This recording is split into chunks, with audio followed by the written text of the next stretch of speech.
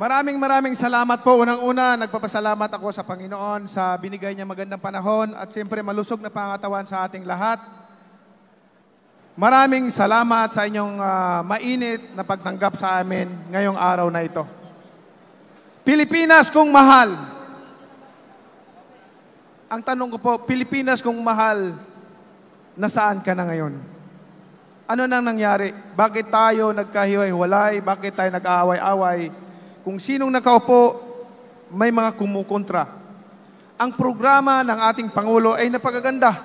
Doon sa bagong Pilipinas po, kasama po doon, ang isa sa nagustuhan ko, yung sustainable livelihood. Sustainable livelihood at saka pabahay. Wala. Alam niyo po, bago ko ituloy yan, topic na yan, gusto ko lang po sabihin sa inyo na ako'y natutuwa at masaya dahil sa naiambag kong karangalan sa ating bansa at ang bansang Pilipinas. At ang bansang Pilipinas nakilala hindi lamang dito sa buong Asia kundi sa buong mundo. Bilang Pilipino, proud na proud ako. Proud na proud ako dahil nailagay natin sa mapa ang ating bansa. At ang nais ko sana na tayong lahat nagkakaisa para sa isang pangarap. Isang pangarap na umasinso ang bawat Pilipino, ang bawat pamilya. Alam niyo po, ako'y nalulungkot sa dami ng problema ng ating bansa. Maraming mga Pilipino na parami ang walang trabaho, maraming nagugutom. Ako man po nakaranas ng paggutom. Galing po ako sa pinakamahirap na pamilya, natutulog po ako sa kalye. Ayan, marami pa ako mga kasama dyan na buhay pa. Saksi sila na ako natutulog sa kalye. Ang sapin ko, karton lang. Naranasan ko po yun. Kaya ganun na lang ang aking concern sa ating mga kababayan na naghihirap. Naranasan po namin na hindi makakain ng pagkain sa isang araw. Tubig lang inumin namin para makasurvive.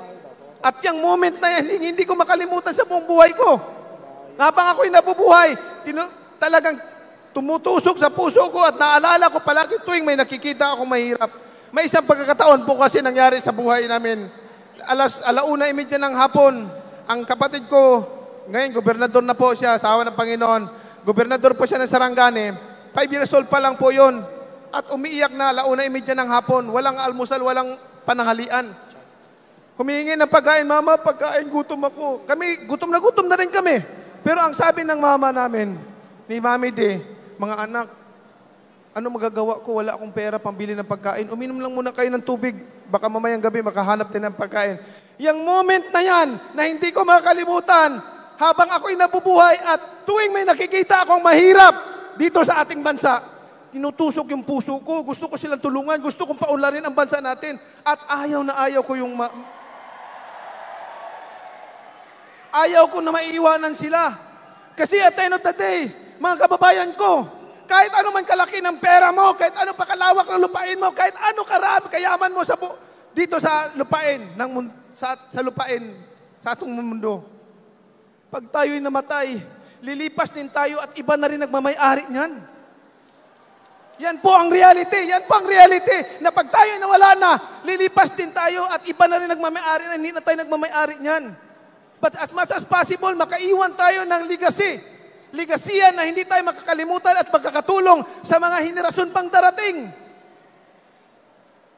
Yun po ang panawagan ko sa buong sambayan ng Pilipino na magkaisa tayo sa isang advokasya, sa isang adhikain na tayong mga Pilipino ay umunlad at umasinso. Katulad ng mga karatig bansa natin na dati sa atin nagtatrabaho. Dumadayo tayo tinitingala. Ngayon, tayo ang pumupunta at nagtatrabaho sa kanila. Bayan, gumising tayo. Gumising tayo, huwag tayo magpapadala sa ating emotion. Kailangan isipin natin yung kinabukasan natin, kinabukasan ng mga susunod pang henerasyon. Kaya ang importante sa lahat, yung legacy na iiwanan mo. Yun ang maalala mo. Yun ang maalala ng taong bayan ng mga susunod pang henerasyon pag ikaw ay may legacy na iiwanan sa ating bayan. At yan ay sisiguraduhin ko yung mga mahirap na tao maproteksyonan at magkaroon ng sustainable livelihood. Maraming salamat po at magandang hapon sa ating lahat.